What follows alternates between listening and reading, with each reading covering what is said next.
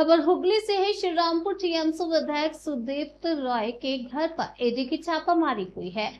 हुगली दादपुर थाना क्षेत्र सुदीप रॉय के बागान वाले बंगलों पर ईडी अधिकारियों ने करीब 3 घंटे तक अभियान चलाया। सूत्रों की माने तो ईडी का ये अभियान आर्जिकर भ्रष्टाचार मामले से जुड़ा है। এখানে এই তো যদি ইডি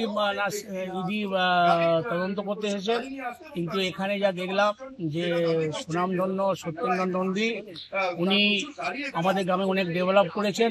এই রাস্তাঘাট, রাতপুর হাই স্কুল করে দিয়েছেন, হসপিটাল করে দিয়েছেন, primary school, post office.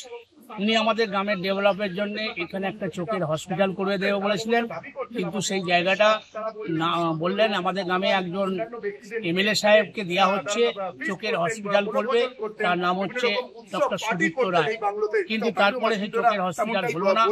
ED আধিকারিকরা আজকে তুমি জানো যে সিটির মোড়ে যে সুদীপ্ত রায় হসপিটাল না হয়ে নিজের নামে একটা বাংলো বাড়ি করে দাঁতপুর এলাকা, এই তার গ্রাম হচ্ছে দাঁতপুর, থানা হচ্ছে দাঁতপুর, বাড়িতে বিশাল বাংলো বাড়ি, দাঁতপুরের এই বাংলো বাড়িতে উনি আসতেন, ওনার নিজের কলিগরা আসতেন, গাড়ি ঘোড়া রাখতো। গ্রামের কোনো ডেভেলপ করেননি, গ্রামের মানুষের কোনো কিছু উপকার করেননি। সাম্রাজ্য বলা যায়।